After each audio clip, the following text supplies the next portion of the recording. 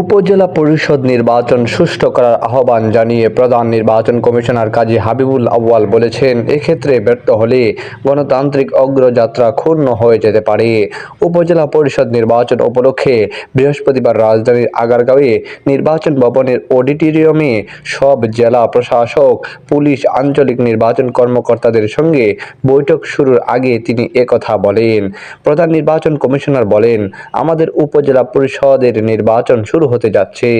এবার প্রতিটি জেলায় 4টি ধাপে নির্বাচন অনুষ্ঠিত হবে।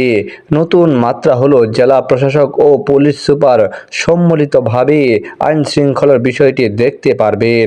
মোতায়েন সহজ হবে যেহেতু 4টি পর্বে নির্বাচন অনুষ্ঠিত হবে। তিনি বলেন, আবেগ অনুভূতির কারণে দেশে নির্বাচনে অনেক সময় কিছুটা উশৃঙ্খলতা হয়ে থাকতে পারে, সহিংসতাও হতে পারে। এগুলো যেন না হয় সেই দিকটাও আমাদের দেখতে হবে।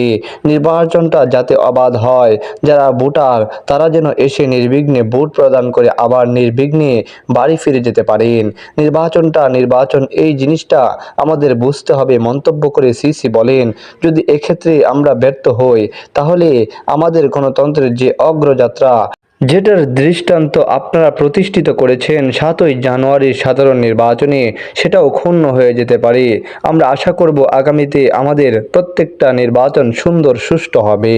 তিনি আরও বলেন, আমরা যেন এই জিনিসটা প্রতিষ্ঠিত করতে পারি যে বাংলাদেশে গণতন্ত্র আছে, আমাদের নির্বাচনের মতোই হয়ে থাকে, ভোটাররা ভোটাধিকার প্রয়োগ করতে পারেন।